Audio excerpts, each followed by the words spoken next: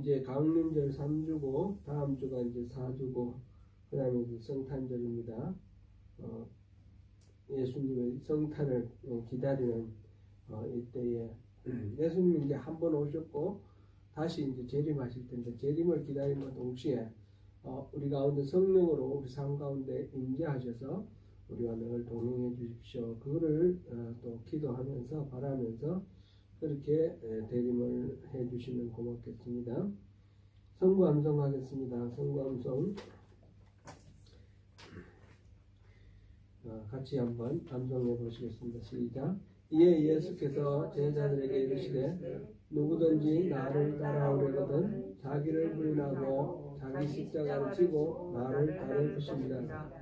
누구든지 제 목숨을 구원하고자 하면 잃을 것이요 누구든지 나를 위하여 제 목숨을 잃으면 찾으리라. 마태복음 16장 24절에서 25절 말씀. 아멘. 예. 오늘 함께 나눌 말씀은 스가랴 3장 1절부터 10절까지 보시겠습니다. 스가랴 3장 1절부터 10절까지 한 목소리로 봉독합니다.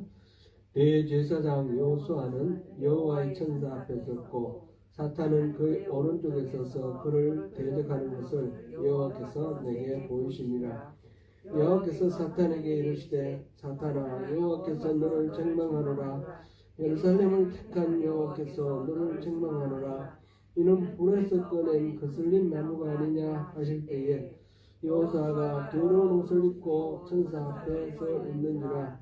여호와께서 자기 앞에 선 자들에게 명령하사 그 더러운 옷을 벗기라 하시고 또 여호수아에게 이르시되 내가 네 죄악을 제거하여 되었으니 내게 아름다운 옷을 입히리라 하시기로 내가 말하되 정결한 관을 그의 머리에 씌우소서 하며 곧 정결한 관을 그 머리에 씌우며 옷을 입히고 여호와의 천사는 곁에 섰더라.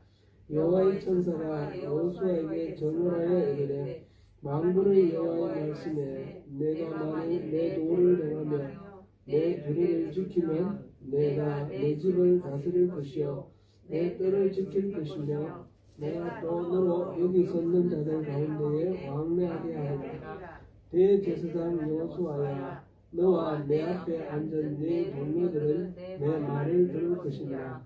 이들은 예표 사람들이라. 내가 내 종 쌍을 나게 하리라. 만군의 여호와가 말하노라. 내가 너 여호수아 앞에 세운 돌을 보라.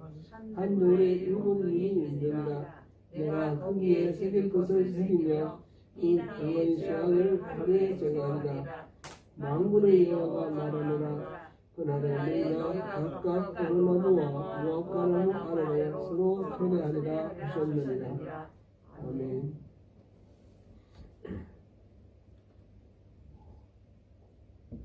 잠깐만 한 번 더 기도하겠습니다.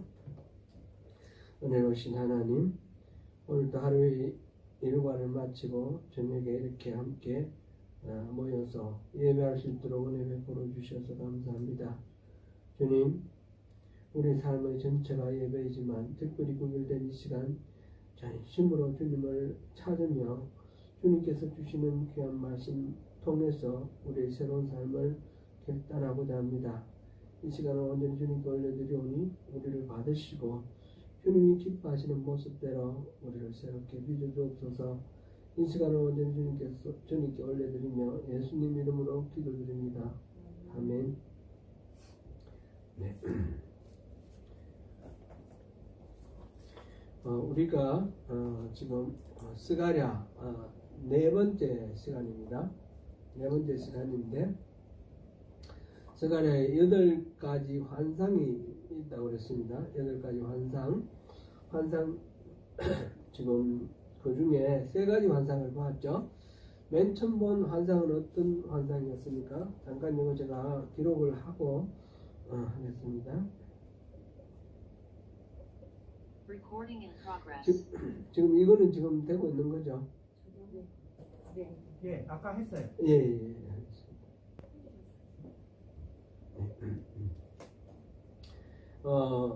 첫 번째 환상은 화석류 나무 사이에 붉은 말을 탄 사람이 첫 번째 환상이었어요. 근데 그 한 사람만 있는 것이 아니라 다른 색깔의 말을 탄 그런 말하자면 천사들이 여러 천사들이 있었는데 온 세계 만방을 다 둘러보고 돌아온 그런 상태였죠.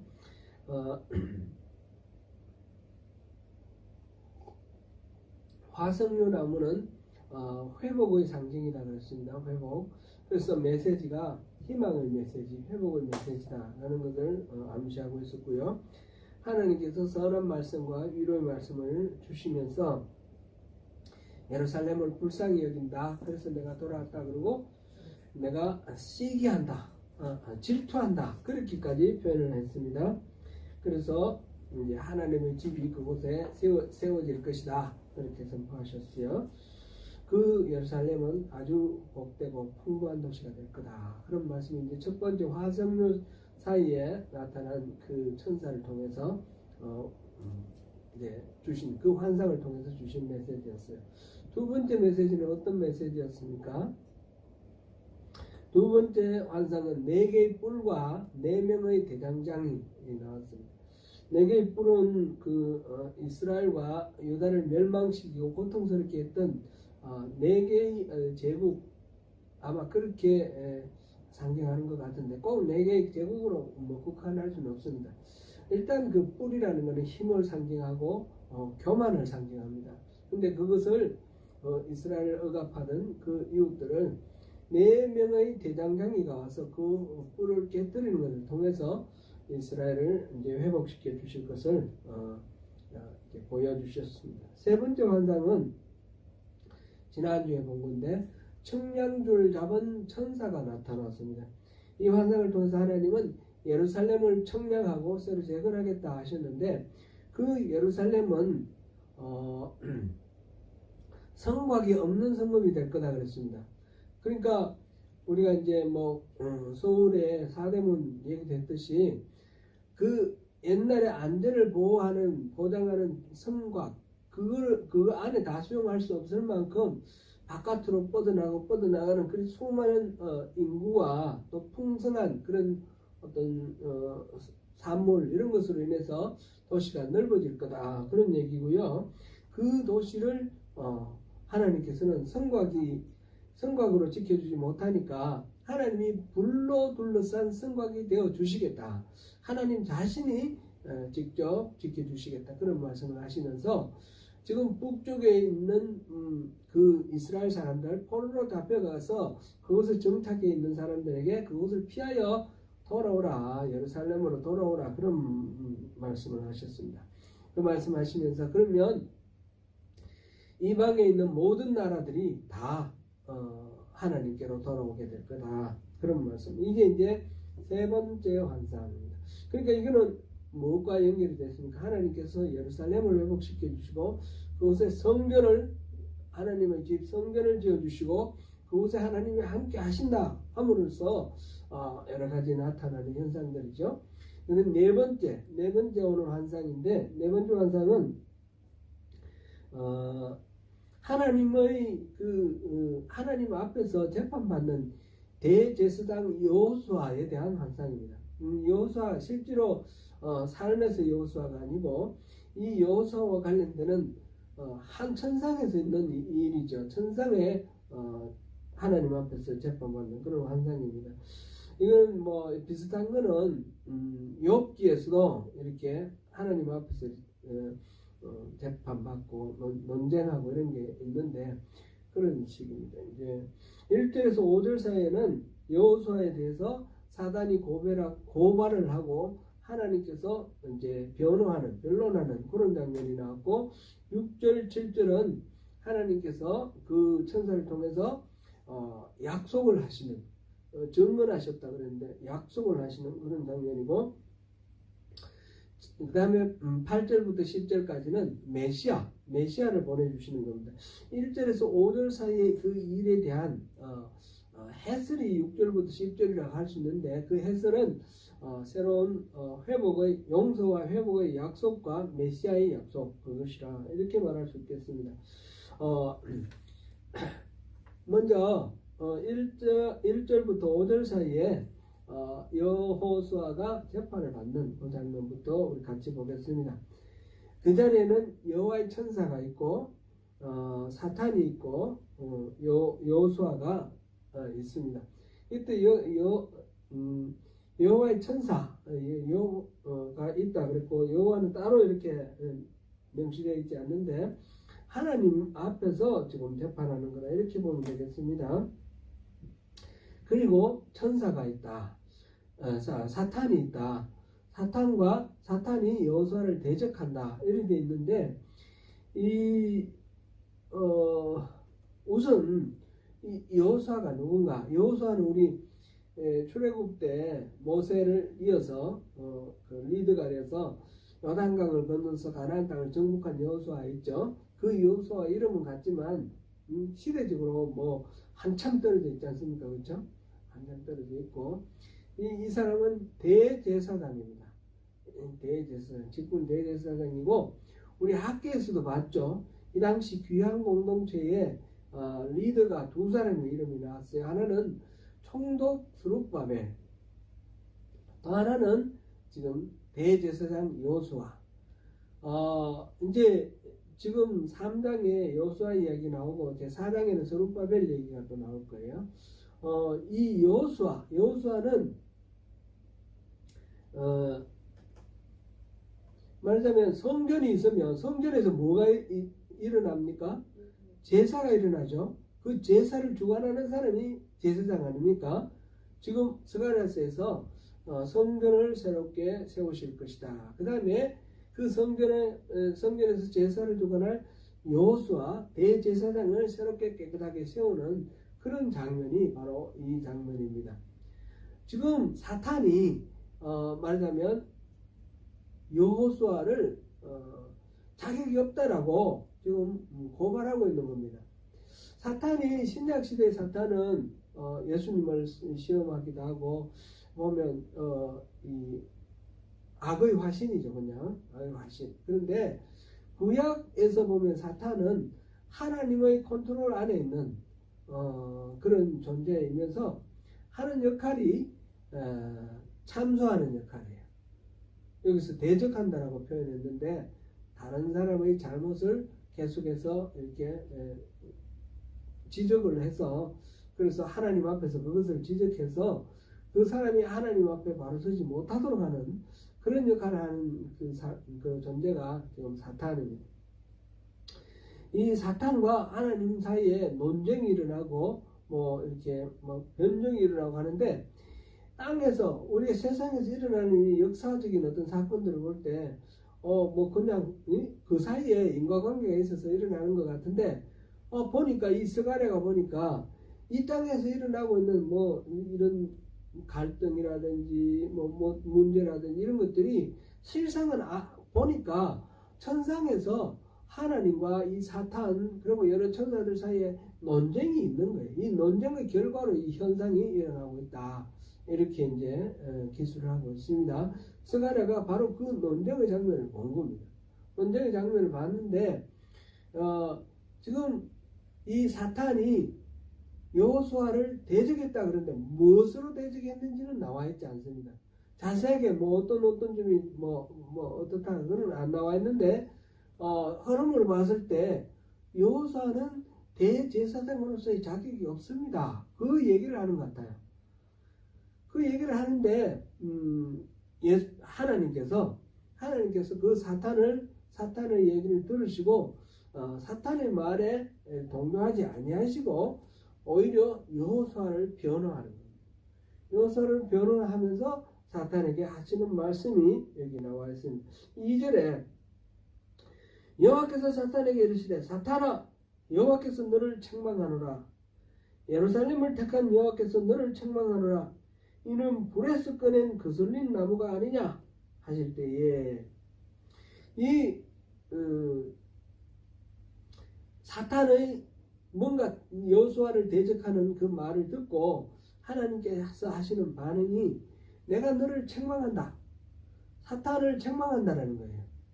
내가 예루살렘을 택한 여호와께서 너를 책망한다. 그러니까 여기서 이제 예루살렘과 그곳에 있는 성경과 성전을 섬기는 여호수아, 이 여호수아를 변호해서 사탄의 그 대적하는 그 이야기는 생략되어 있는 그 이야기에 대해서 반론을 제기하는 것입니다. 근데 그 내용이 어떻게 되어 있는가 하면 이는 불에서 꺼낸 거슬린 나무가 아니냐. 이때 이는 여호수아를 직접적으로 얘기를 하고 있고 여호수아와 예루살렘 공동체를 말한다. 이렇게 볼 수 있겠습니다. 이 유다 백성들 포로로 끌려갔다가 귀환한 공동체, 예루살렘을 중심으로 귀환해서 정착한 이 공동체, 그리고 그 영적 리더인 여호수아 전체를 일컫는 말인데 이는 불에서 꺼낸 거슬린 나무가 아니냐. 바로 그렇다라는 얘기죠. 불에서 꺼낸 거슬린 나무라는 것은 어떤 상황을 나타낼까요? 제가 이걸 보면서 먼저 떠올린 이미지는 가곡 사랑이라는 노래입니다. 거기에 보면 탈 대로 다 타시오, 타다 말지는 부디 마시오, 그리고 타다가 다 못한 동강은 쓸데없나이다, 뭐 그런 거예요. 혹시 기억나세요? 탈 대로 다 타시오, 그런 참 가곡인데, 그런데 거기에서 이야기는 제목이 사랑이듯이 사랑을 불태우려면 다 태우라는 거, 화끈하게 다 태우라는 거죠. 어중간하게 타다가 말 거면 아무짝에 쓸모없다라는 거죠. 아예 안 태웠으면 제목으로 쓰든지, 또 잘 태웠으면 수초로 쓰든지, 아니면 다 태우고 제가 되면 제 끄러미로라도 쓰죠. 타다가 만 동강은 뭘 쓰겠습니까? 아무 숫자도 못 쓰죠. 지금 그런 이미지가 먼저 떠오릅니다. 불에 거슬린 나무 조각 같은 그런 이미지가 떠오르는데 오늘 본문에서는 그런 이미지는 아니에요. 그런 이미지 아니고 그와 좀 반대되는 그런 이미지인데 이 또 하나의 이미지는 감리교를 처음 시작한 웨슬리 목사가 계속해서 자신을 나는 불에 거슬린 나무 조각이다 이렇게 말을 했습니다. 그래서 떠오르는 이미지는 웨슬리가 떠오르는 겁니다. 웨슬리가 왜 스스로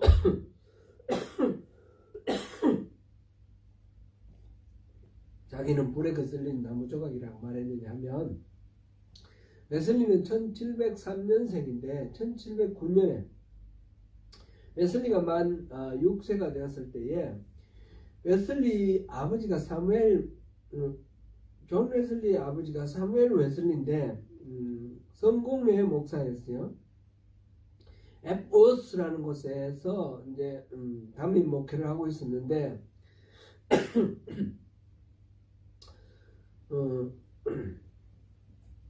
에버스가 존 웨슬리가 어릴 때 자란 동네가 에버스입니다. 그러니까 그곳 목사님 사무엘 목사님의 그 주택 목사관에서 불이 났어요. 화재가 났어요. 근데 이 존 웨슬리는 형제가 많습니다. 존 웨슬리 동생이 찰스 웨슬리가 이 찬송가 많이 지은 사람인데 찰스 웨슬리가 12번째고 존 웨슬리가 아마 9번째일 거예요. 그러니까 자녀들이 많습니다. 많은 자녀들 그중에 뭐 죽기도 하고 뭐 그랬는데 그래도 아이들이 많죠. 불이 났으니까 난리가 났습니다. 그래 막 황급히 애들 이제 데리고 나오고 세어보니까 애가 하나 없는 거예요. 그래서 보니까 2층에 창문에 애기가 하나가 6살 먹은 애기 존이 거기서 울고 있어요. 그래서 이제 무덤을 태워가지고 사람들이 이렇게 온갖 수단을 다 했어. 이제 겨우 건져냈어요. 제가 꺼냈어요. 꺼내는 순간 집이 무너졌어요. 불난 집이 무너져가지고 조금만 늦어서 1초만 늦어서 죽은 거죠. 그러니 존 웨슬리는 말하자면 죽을 목숨이 살아난 거예요. 그 존 웨슬리의 엄마가 수산나가 이 존을 키우면서 계속해서 넌 죽은 목숨인데 하나님이 살려주셨다. 너는 불타는 그 장작더미 불타고 있는데 거기서 꺼낸 거슬름 나무 조각이다. 그렇게 이제 얘기를 했어요. 그러니까 그 이야기를 들으면서 이제 자랐기 때문에 존 웨슬리가 스스로 나는 하나님이 특별히 이렇게 긍휼을 베푸셔서 건져내셔서 내가 살았지. 그런 거슬린 나무 조각 같이 하나님의 특별한 은혜를 입은 존재다. 그런 뜻이에요. 그러니까 첫 번째 이미지는 아무 쓸데없는 그런 나무 조각이라는 뜻이고, 두 번째 이 이미지는 하나님의 은혜가 아주 지극한 은혜가 담긴 그런 이미지로 이 거슬린 나무 조각이 나와 있습니다. 그러니까 이 거슬린 나무 조각 겉으로는 이렇게 거슬리고 시큼해지고 막 그랬지만 이거는 삭삭 깎아버리고 쓰면 다시 제목으로 쓸 수 있는 거예요. 하나님이 완전히 멸망하게 될, 불에 타서 없어질 그런 멸망하게 될 그런 존재를 건져내서 귀하게 쓰시는 제목으로 삼으셨다는 거죠. 지금 스가랴는 그런 의미로 지금 말하고 있고, 수산나가 존 웨슬리 엄마 수산나가 이 스가랴 이 구절을 기억하고 이 구절을 따서 자기 자식에게 그렇게 교육을 시켰습니다.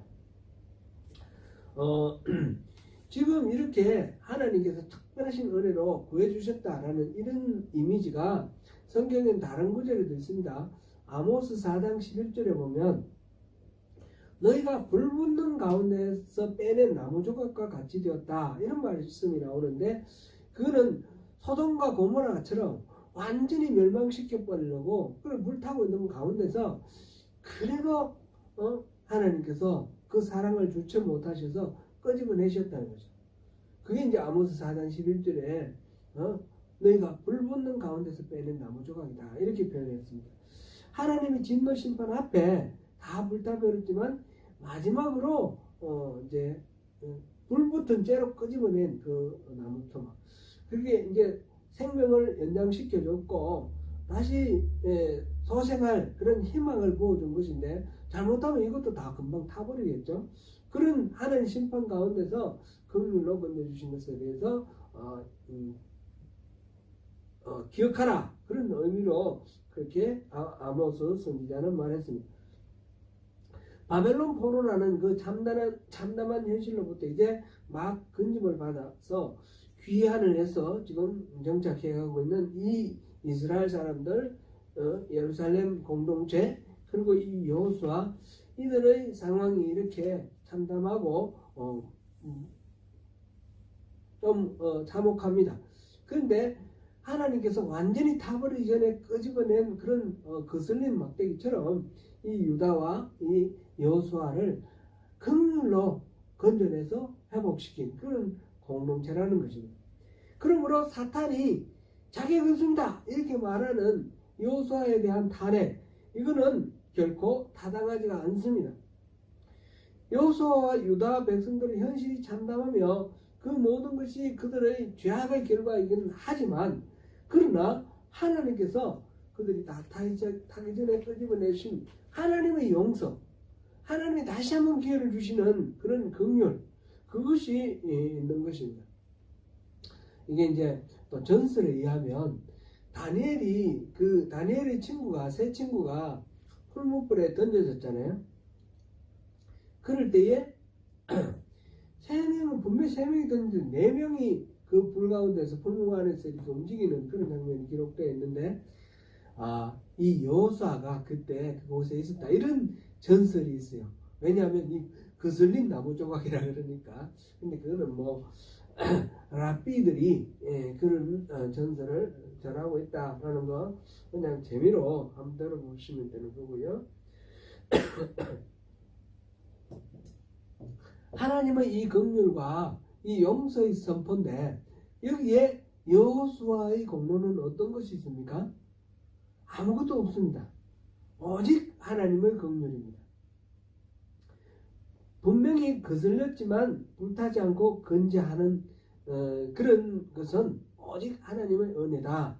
그래서 하나님께서는 이 여호수아와 유다 공동체를 다시 이렇게 하나님 나라를 회복하는 일에 목재로 쓰실 그런 계획을 갖고 있습니다.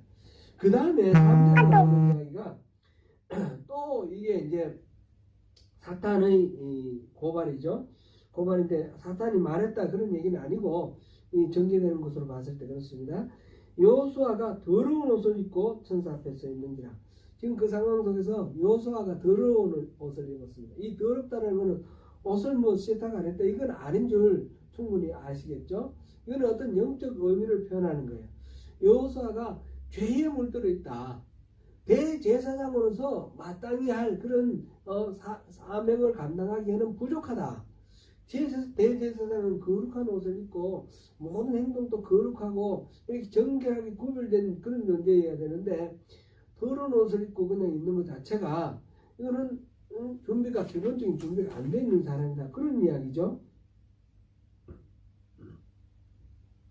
학개서를 우리 할 때 그런 내용을 우리가 제가 그렇게 언급한 적이 있습니다.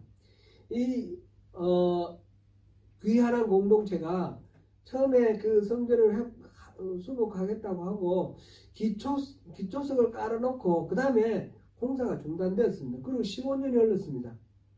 15년이 흘렀는데 다시 성전을 지을 생각을 안 하고 편안하게 다 살고 있단 말이죠. 그랬을 때 학계가 너희들이 판벽한 집에 사는 것이 편안하냐 좋으냐 그런 말씀을 하셔요. 그럴 때 그 학계 선지자를 통해서 공격받는 사람이 이 예루살렘 공동체에 있는 일반 백성들이기도 하지만 가장 책임 있는 사람은 제사장 아니겠습니까? 그 제사장이 누굽니까? 여호수아입니다. 여호수아는 나름대로 이제 성전 건축을 위해서 애쓰다가 중단되고 더 이상 어떤 방법이 없는데 제사는 지낼 수 있거든요. 하나님 앞에 제사는 바칠 수 있으니까 뭐 이 정도로 뭐 됐다. 그리고 안일하게 안주하고 있는 그런 상황입니다. 그러니까 이것만으로 봤을 때 하나님 앞에 자격 없는 사람 분명해요. 그리고 또 이제 이스라엘 사람들에 의해서 거룩이라고 그럴 때 그 거룩하면은 장소의 개념도 있는 거예요. 예루살렘은 거룩한 곳이에요. 근데 이방 땅은 거룩하지 않은 곳입니다.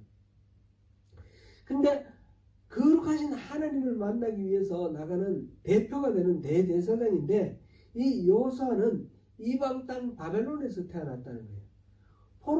부모가 포로로 끌려가서 그곳에서 태어난 사람이니까 이방에서 태어난 이 여호수아가 대제사장 역할을 할 수 있냐? 그런 시비가 있었다는 겁니다. 이거는 물론 이 성경에 나와 있지는 않은데 신학자들의 여러 연구를 통해서 이 사탄의 대적이라는 것은 그런 역사적 어떤 현실이 있다는 겁니다. 여호수아에 대해서 시비를 걸고 공격을 하는 그런 어떤 사회에서의 어떤 움직임이 있었습니다. 그것을 지금 성전 회복의 책임을 져야 할 여호수아에게 모든 것들을 깨끗하게 그 죄를 제해 주시고 그 책임을 감당하게 하시기 위해서 하나님께서 지금 이 재판을 벌이시는 겁니다. 그래서 여기서 더러운 옷을 입고 있는 이 여호수아에게 하나님께서 자기 앞에 선 자들에게 명령하사 그 더러운 옷을 벗기라 하시고 또 여호수아에게 이르시되 내가 내 죄악을 제거하여 버렸으니 내게 아름다운 옷을 입히리라. 그러니까 죄악을 용서해 주시고 깨끗하게 하셨다는 것입니다. 그러니까 더러운 옷으로 표현된 이 죄의 문제 해결해 주시고 깨끗한 옷, 하나님께서 의를 덧입혀 주신 것입니다. 하나님께서 용서해 주시고 너 어렵다. 네가 이 책임을 감당하다. 이렇게 인정해 주신 것입니다. 여기 이제 하나님께서 그렇게 해주셨는데 이때 스가랴도 여기 동참을 합니다. 스가랴가 5절에 보니까 정결한 관을 그의 머리에 씌우소서 하며 곧 정결한 관을 그 머리에 씌우며 옷을 입히고 여호와의 천사를 곁들였더라. 대제사장의 복장 중에 머리에 이게 쓰는 머리가 모자 같은 게 있잖아요. 관 쓰는데 앞에 여호와의 성결 이렇게 글자를 새겨놓은 관, 이 그 정결한 관을 세운다는 것은 바로 왕이 왕관을 쓰는 것처럼 대제사장으로서의 그 권위를 이렇게 확실하게 세워주는 그런 것입니다. 지금 이 스가랴도 거기에 동참을 해서 바로 이 여호수아가 성전 재건의 이 일들을 거룩한 일을 행하기에 합당한 하나님으로부터의 그 모든 권위를 부여받은 존재다라는 것을 승인해 줍니다. 이제 이게 이제 첫 번째 단락입니다. 두 번째 단락은 6절과 7절인데 여호와의 천사가 하나님의 약속을 선포하고 있습니다. 하나님의 약속을 선포하는데 이게 이제 증문이라고 이렇게 되어 있는데 하나님의 약속이죠. 이 여호와의 천사가 말을 하면 그 증문, 그가 이렇게 말을 하면 그건 확실한 거죠. 그래서 증문이라고 표현을 했습니다. 두 가지 조건이 있고 세 가지 결과가 나옵니다. 두 가지 조건은 7절 우리 같이 한번 읽어볼까요? 시작. 만군의 여호와의 말씀에 내가 만일 내 도를 행하며 내 규례를 지키면 내가 내 집을 다스릴 것이요 내 뜰을 지킬 것이며 내가 또 너로 여기 섰는 자들 가운데 왕래하게 하리라. 아멘. 여기서 내 도를 행하며 내 규례를 지키면 이 두 가지인데 이제 뭐 똑같은 말이다 이렇게 이해해도 되겠지만 굳이 구별을 한다면 내 말에 복종을 한다라는 그런 거하고 내가 정해놓은 이런 여러 가지 규칙을 따른다 이런 두 가지인데 내 도를 행하며 이것은 개인적으로 하나님의 말씀대로 살아가는 그런 삶의 의로움 그것을 의미하는 것이다 이렇게 볼 수 있습니다. 데살로니가 전서 4장 1절에 보니까 그러므로 형제들아 우리가 끝으로 주 예수 안에서 너희에게 구하고 권면하노니 너희가 마땅히 어떻게 행하며 하나님을 기쁘시게 할 수 있는지를 우리에게 배웠으니 곧 너희가 행하는 바라 더욱 많이 힘쓰라. 하나님께서 기뻐하시는 바를 위해서 배운 대로 열심히 그렇게 행하라. 그런 권면을 지금 데살로니가 교회에 행하고 있습니다.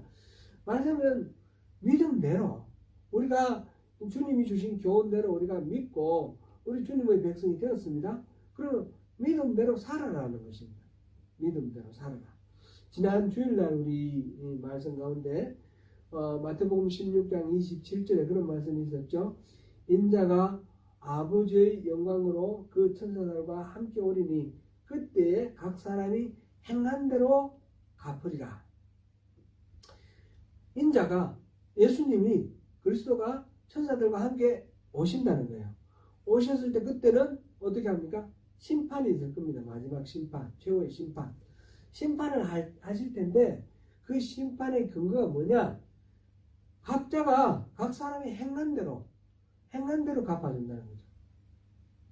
이 행한 대로 갚아준다 이런 말에 그러면 우리가 율법대로 잘 지키고 그 율법에 나오는 여러 가지 규례를 하나하나 빠짐없이 지키고 만약 바리새인들이 생각했던 것처럼 그렇게 행하는 것을 말하는 거냐 그런 의문을 가질 수 있는데 그거는 그렇게 볼 수는 없고요. 그 말하자면 행위구원은 아니고 그러나 믿는다 그러면 믿는 대로 살아야지 그게 믿는 거지 말로만 믿는다 그러면 믿는 거냐.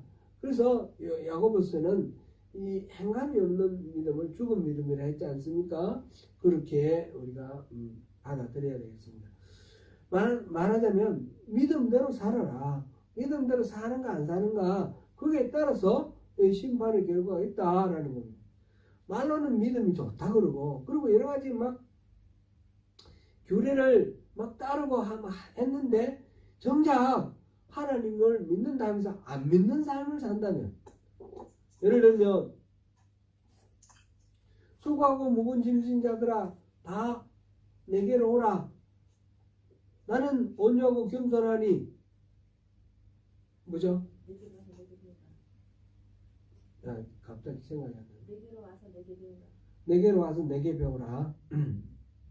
나는 온유하고 겸손해. 내게로 와서 내게 배우라. 수고하고 무거운 짐진 자들아 다 내게로 와서 그 짐을 내려놓아라. 그 말씀이에요. 그런데 우리가 예수를 믿는다는 것은 바로 그렇게 우리의 수고하고 무거운 짐을 내려놓는 거잖아요. 예수님 앞에. 그런데 주님 앞에 가서 열심히 기도하고 돌아갈 때는 다시 그 짐을 다시 챙겨서 다시 지고 가는 게 우리 삶 아닌가 이렇게 돌아볼 때가 있는데, 그렇다 그러면 그거는 믿음대로 사는 것이 아니죠. 아무것도 염려하지 말고 오직 모든 일에 기도와 간구로 너희 구할 것을 감사함으로 하나님께 아뢰라. 그리하면 모든 지각에 뛰어난 하나님의 평강이 그리스도 예수 안에서 너희를 지키시리라. 아무것도 염려하지 말고 오직 모든 일에 감사와 기도로 너희 구할 것을 하나님께 아뢰라. 아뢰라 그랬습니다. 염려하지 말라 그랬습니다. 근데 기도를 열심히 하고 염려는 그대로 갖고 있어요. 그러면 이거는 믿음대로 사는 거냐? 우리가 물어볼 수 있는 거예요. 그죠? 그리고 우리 삶 전체를 한번 돌아보시면 좋겠습니다. 그래서 믿음대로 살아가는 것. 근데 우리가 온전하게 완벽한 그런 삶을 살 수는 없지요. 이 믿음대로 산다는 말은 완벽하게 하자 없다는 뜻이 아니고 하나님을 신뢰한다는 뜻입니다. 내가 실수하더라도 하나님은 그 실수를 메꿔주시고 받아주실 그런 하나님이시라는 것을 믿는 것입니다. 그러니까 하나님은 정직하게 고백하고 다시 하나님을 신뢰하며 하나님께 나아가는 것. 잘못해가 넘어져도 다시 일어나서 나가는 거죠. 우리 애기들 키울 때 그렇지 않습니까? 애기들 뭐 잘못해가지고 한 뭐 2-3살 먹었는 애기들 항상 그때 우리 자녀들 키울 때 한번 상상해 보세요. 그럼 잘못했다고 막 혼내면 엄마가 막 혼내면 애기가 어떻게 하나요? 네, 잘못했습니다. 다시는 안 그러겠습니다. 그러고 막 자기 길로 갑니까? 아니죠? 엄마 하면서 혼내도 엄마 앞에 가서 안기잖아요. 근데 그런 거라는 거죠. 하나님 앞에 하나님 하면서 달려가서 안기는 거. 그렇게 하면 우리 안에 있는 모든 약점과 모든 부족함을 하나님이 메꿔주시는 거예요. 엄마가 막 메꿔주듯이 그렇게 메꿔주는, 그것이 신앙이라는 겁니다. 신앙은 하나님께 그렇게 의지하고 전적으로 의지하고 하나님께로 나가자. 그렇게 하면 함부로 자기 내키는 대로 막 한다 그런 의미인가요? 그런 게 아니죠. 하나님 믿고 나간다는 말은 내가 완벽하지는 못하지만 늘 하나님 뜻을 헤아리면서 하나님 뜻대로 살아가는 그런 삶을 살아간다. 분투하면서 살아간다. 그런 의미인 것이죠. 그러니까 개인적으로 그렇게 믿음대로 사는 것, 그것이 첫 번째 조건이에요. 두 번째 조건은 뭡니까? 규례를 지킨다. 이 규례를 지키는 것은 이제 제사장이지 않습니까? 여호수아가 제사장이니까 제사장으로서 해야 할 일이 있어요. 순서가 있고 규칙이 있습니다. 이런 거를 잘 지키는 겁니다. 제사장은 기본적인 임무가 뭡니까? 사람의 죄를 하나님 앞에 용서받기 위해서 짐승을 잡아서 희생 제물을 바치면서 그 사람의 죄를 해결해 주는 겁니다. 제사장은 하나님과 인간 사이에서 인간의 편에 서서 인간의 문제를 해결하기 위해서 하나님 앞에 가서 빌고, 그래서 이렇게 하나님의 백성답게 살 수 있도록. 그리고 제사장은 율법을 가르치는 사람입니다. 율법은 이 제사장과 레위인들이 모든 백성들에게 끊임없이 교육시키죠. 그래서 하나님의 백성들이 하나님 백성대로 살아갈 수 있도록 하기 위해서 지키고 보호해주고 위로해주고 교육시키고 훈련시키고 이런 일들, 그 일들을 잘하면, 제사장으로서 잘하면, 그렇게 하면 이 여호수아에게 어떤 혜택이 돌아오느냐, 이 세 가지로 나옵니다. 근데 죄 많은 이 여호수아에게 더러운 옷을 입은 이 여호수아를 깨끗하게 해주신 하나님께서 어떤 혜택을 주시는가, 세 가지로 얘기를 하는데, 내가 내 집을 다스릴 것이요. 하나님의 집을 다스린다는 겁니다. 물론 이제 대제사장이니까 성전에서 성전의 제사장으로서의 직무를 감당한다. 이것도 있을 뿐만 있고 하나님의 집, 하나님의 이 가정, 나라에서 말하자면 자녀들에게 이렇게 바른 길을 훈육하고 하는 그런 모든 일들, 방금 제가 제사장으로서 직무를 말씀드렸는데 그것을 다 할 수 있는 권위를 부여받는 거죠. 두 번째는 내 뜰을 지킬 것이요. 이 내 뜰은 성전이죠. 성전의 뜰. 성전의 뜰을 지킨다. 이 말은 무슨 뜻인가요? 이거는 여러 가지 이야기도 있을 수 있겠지만 가장 핵심적인 것은 우상 숭배로부터 지킨다는 뜻입니다. 우상 숭배를 할 때 항상 성전의 뜰에 우상을 세웁니다. 대표적인 게 시리아 헬라의 지배를 받을 때 헬라가 나라가 나뉘어지고 시리아의 셀루쿠스 왕조 헬라의 지배를 받을 때 그 안티오쿠스 황제, 안티오쿠스 4세 에피파네스라고 그랬어요. 자기 스스로 신이라고 그랬어요. 이 안티오쿠스 4세 때에 그 성전 뜰에다가 제우스 신상을 세웠어요. 그리고 제사장들께 돼지고기 먹이고. 그러니까 성전 뜰에 제우스 신상을 세운다. 이거 보면 우상들을 항상 그런 식으로 성전 뜰에다가 세워요. 성전 뜰을 지킨다라는 말은 모든 우상으로부터 지킨다. 그런 내용이죠. 그리고 여기 섰는 자들 가운데서 왕래하게 하리라. 여기 섰는 자들은 누구예요? 지금 이 자리가 어디입니까? 천상이죠. 천상에 여기 섰는 자들은 누구일까요? 천사들이겠죠. 천사들 가운데 왕래하게 하리라. 그러니까 여호수아가 지금 개인적으로 거룩한 삶을 살고 믿음대로 살고 또 제사장으로서의 자기 책무를 잘 감당을 하면 하나님께서 천사의 특권을 준다는 거예요. 천사는 뭐합니까? 하나님의 뜻을 사람에게 전하는 역할을 해요.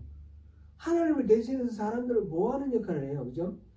그런 역할들을 할 수 있도록 말하자면 하나님과 하나님의 백성 사이에 중보자의 역할을 하게 해준다는 겁니다. 놀라운 특권이죠. 놀라운 특권. 그래서 이 출애굽기 19장 4절에 보면 19장 6절에 보면 이스라엘은 하나님 나라의 제사장, 하나님의 제사장 나라가 되겠다. 이런 말씀이 있었어요. 하나님의 제사장 나라. 바로 제사장으로서 하나님과 사람 사이의 중간 역할을 하면서 사람의 입장에서 그 죄를 하나님 앞에 고백하고 용서를 받는 그런 귀한 역할, 바로 이 제사장이 하는 역할인데 바로 여호수아에게 그 역할을 바로 회복시켜 주겠다. 그 말씀을 하십니다. 이거는 지금 여호수아에게 하시는 말씀은 따지고 보면 누구에게 하시는 말씀일까요? 바로 교회의 회복을 위해서 부름받은 우리입니다. 저와 여러분입니다. 저와 여러분이 바로 그렇게 여호수아와 같은 역할을 하라는 겁니다. 그렇게 할 때 하나님께서 그런 권위를 부여해 주시겠다는 겁니다. 우리는 비록 약하고 우리는 비록 죄 많습니다. 순간순간 하나님의 뜻을 거스르고 더러운 옷을 입은 여호수아와 마찬가지입니다. 또는 포로로 끌려갔다가 지금 막 돌아온 불완전한 공동체, 이 이스라엘 예루살렘 공동체와 비슷합니다. 그런데 그 성전을 회복할 그 사명을 위해서 부르심을 받았잖아요. 우리 또한 하나님의 나라를 회복시키고 하나님의 성전, 하나님 임재하시는 교회, 이 거룩한 하나님의 집을 다시 회복시키는 그런 목적으로 우리가 부르심을 받았습니다. 우리가 바로 여호수아입니다. 그러면 우리에게 하나님이 요구하시는 것은 개인적으로 그 하나님의 도를 행하고 하나님의 규례를 지키는 것. 그것을 행하면 하나님께서는 하나님의 집을 지키게 해주시고 하나님 집 뜰을 지키게 해주시고 그리고 여기 있는 사람들, 여기 있는 존재들 그랬는데 바로 천사들과 마찬가지로 하나님의 뜻을 헤아려서 이 땅의 사람들에게 전달해주고 또 이 땅의 이 사람들의 뭐 이렇게 필요한 도움을 하나님께 구하는 그런 역할을 할 수 있도록 우리에게 권위를 회복시켜 주시겠다는 것입니다. 놀라운 하나님의 약속입니다. 이건 남의 일로만 생각하지 마시고요. 히브리서 4장 16절을 보니까 그러므로 우리는 긍휼하심을 받고 때를 따라 돕는 은혜를 얻기 위하여 은혜의 보좌 앞에 담대히 나아갈 것이다. 우리는 그를 특권을 허락받았습니다. 그 다음에 8절부터 10절까지는 이런 여호수아 개인적으로 이렇게 회복시켜 주시고 권위를 부여해 주실 것과 동시에 또 다른 하나의 약속을 주십니다. 그거는 바로 메시아를 주시겠다는 약속입니다. 8절에 대제사장 여호수아야 너와 내 앞에 앉은 내 동료들은 내 말을 들을 것이니라. 이들은 예표의 사람들이라. 내가 내 종 싹을 나게 하리라. 우선 여기서 너와 내 앞에 앉은 내 동료들, 그러면 대제사장과 함께 있는 제사장들과 이런 리더들을 말하겠죠. 그런데 그들을 뭐라고 말했습니까? 예표. 이들은 예표의 사람이에요. 예표라는 게 뭡니까? 미래에 있을 어떤 일을 미리 알려주는 표시예요. 표시, 사인. 신약에 보면 표적 이런 게 많이 나오죠. 표적이라는 말. 그것도 표적도 무언가를 하나님께서 예수님에게 예수님이 어떤 존재인지를 알려주기 위한 그런 목적으로 나타내 보여주는 그런 사인이에요. 사인.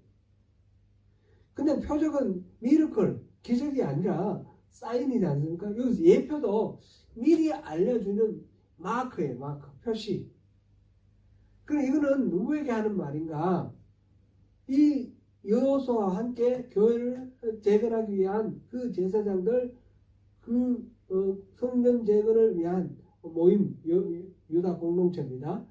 오늘날 우리 가운데 하나님 나라를 재건하기 위해서 하나님 나라를 회복하기 위해서 부르심을 받은 저와 여러분들이 성도들이 바로 이 사람들입니다. 성도들은 예표가 될 것이다. 우리가 행동하고 우리가 말하는 것을 보고 사람들이 하나님 나라는 저런 데구나. 하나님이 이루시는 공동체는 저런 공동체구나. 그것을 우리를 통해서 보여주시겠다는 거죠. 우리는 그런 예표다운 삶을 살아야 되는 거죠. 우리를 그렇게 하신과 동시에 내 종 싹을 나게 하겠다. 하나님 종 싹을 나게 하겠다. 이 하나님 종 싹이 바로 메시아입니다. 우리를 그렇게 활용하신 것 동시에 우리 자체로서 모든 게 해결이 안 되니까 근본적인 해결책을 가진 메시아를 가지고 보내주실 텐데 그 메시아는 종으로 오시는 메시아예요. 이 스가랴에서 오는 메시아는 종으로 오시는 메시아. 이게 참 중요한 그런 개념이죠. 이 스가랴 우리 또 나귀 타고 오시는 예수님 그 나귀 타시는 부분도 바로 이 스가랴에서 나오는 거죠. 스가랴 몇 장이 나왔었죠 그때? 우리 찾아봤는데 나귀를 타고 오죠. 그는 지극히 소박하고 지극히 겸손한 모습으로 오시는 메시아를 지금 종으로 표현했고요. 그 다음에 싹이다 그랬어요. 싹 이제 씨앗을 뿌리면 싹이 날 때 굉장히 연약하죠. 살짝 문질러 버리면 그게 문질러지고 죽어버릴 거 아닙니까? 그런 연약한 모습으로 이 싹이 나지만 그게 자라면 어떻게 됩니까? 이제 종자에 따라 다르지만 예를 들어서 버드나무다, 포플라다, 그 다음에 뭐 그런 큰 거목걸 생각해 보면 작은 씨앗에서 나와가지고 자라서 수많은 새들이 깃을 들이고 그 나무가 이제 뿌리가 먹으면 물이 좀 이렇게 땅을 비옥하게 하고 또 땅을 이렇게 마르지 않게 습기를 유지해주고 이런 나무들이 또 여기 저기 이렇게 어우러지면 그곳에서 이제 새들도 살고 토끼들도 살고 그러면서 이 초식 동물을 먹는 짐승들도 살고 그래서 다 대자연이 돌아가게 되잖아요, 그죠? 대자연. 작은 싹순 이것이 엄청난 생명의 씨앗이 되는 거죠. 바로 메시아가 그렇게 미미한 존재로 오지만 나중에는 그 메시아가 위대하게 모든 그 죄인들을 구원하시는 그런 구원자로 이렇게 되시죠. 그렇게 싹으로 순으로 오신다. 그 호주에 새순교회라고 있는데 그 새순교회가 지금 이 구절을 따서 교회 이름을 그렇게 지었나? 그런 생각이 들었어요. 제가 확인을 안 해봤습니다. 새순, 여기는 싹이라고 표현되어 있고 개정계에게는 순이라고 표현되어 있습니다. 그렇게 메시아를 나게 하시겠다 그랬고요. 9절에 보니까 만군의 여호와가 말하노라 내가 너희 여호수아 앞에 세운 돌을 보라 한 돌에 7 눈이 있느니라 내가 거기에 새길 것을 새기며 이 땅의 죄악을 하루에 제거하리라. 지금 여호수아가 성전을 제거를 해야 되니까 여러 가지 건축 자재들이 이렇게 수집이 되겠죠. 그 수집된 건축 자재 앞에 돌이 있다는 거죠. 이 돌이 기본적으로 성전 건축의 기초석이 되겠죠. 근데 여기서는 그 돌이 그냥 스톤 돌이 아니라 많은 영적 의미를 가진 그런 돌이 될 거라는 거죠. 이거는 뭐 유대인들에게는 거치는 돌이 될 수도 있고 보면 다니엘서 보면 뜨인 돌이 나와가지고 그 거대한 신상을 파괴시켜 버리는데 그런 뜨인 돌도 될 수도 있고 또 반석도 될 수 있고 여러 가지 될 수 있는데 여기 보니까 그 돌에 한 돌에 7 눈이 있다 그랬어요. 이 눈이 있다라는 7이라는 건 완전수고요. 딱 하나 둘 셋 넷 다섯 여섯 7이라는 말보다도 완전하다라는 뜻이에요. 그 눈이 있다. 그러니까 모든 것들을 다 볼 수 있는 눈이 있는 그런 존재가 뭐죠? 하나님 아니에요. 그죠? 하나님. 지금 이 돌을 주시겠다는 건 메시아를 하나님을 이렇게 보내시겠다. 메시아가 하나님과 같은 존재라는 거죠. 그렇게 보내시겠다는 말씀이에요. 거기에 새길 것은 새기고 또 죄악을 하루에 제거하리라. 기억할 것 다 하나님이 하나도 빠짐없이 다 기억해 주신다는 뜻이고요. 그리고 모든 죄는 또 다 용서하시고 잊어버리고 그런 하나님의 그 용서를 지금 여기 표현했습니다. 10절에는 뭐라고 되어 있습니까? 만군의 여호와가 말하노라 그날에 너희가 각각 포도나무와 무화과나무 아래로 서로 초대하리라. 이 포도나무와 무화과나무는 어떤 뜻입니까? 안전과 풍요의 의미입니다. 포도에서 포도나무, 무화과나무 이렇게 나왔지만 다른 데서는 포도나무, 감람나무 이렇게도 나오고요. 포도나무, 감람나무, 무화과나무는 이 팔레스틴 지방에서 나오는 과일 가장 흔한 과일입니다. 그래서 이것이 풍성하게 많은 열매를 맺고 그러면 이제 좋은 거죠.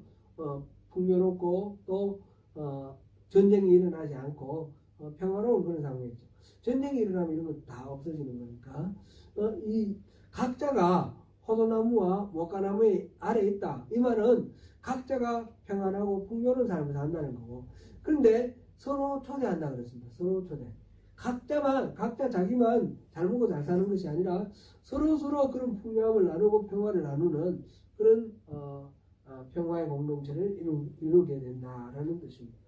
지금 그 메시아가 오시면 종순이 오시고 지금 돌이 일곱 눈이 달린 돌이 오시면 바로 이런 평화롭고 안전한 그런 세상이 이루어진다. 지금 하나님께서 지금 재판장에서 재판받는 여호수아에 대해서 스스로 변호사가 되어서 재판장이신 하나님이 변호사가 되어서 여호수아를 변호해 주면 이 여호수아는 당연히 그 재판에서 이기는 거 아닙니까? 바로 하나님이 우리의 변호사가 되어 주시면 우리는 그 모든 문제가 이제 우리를 얽어맬 수가 없습니다. 죄의 문제가 우리를 더 이상 괴롭히거나 멸망으로 이끌어갈 수가 없습니다. 하나님의 은혜로 하나님이 우리를 변호해 주시고 하나님의 의를 우리에게 덧입혀 주실 때에 그렇게 됩니다.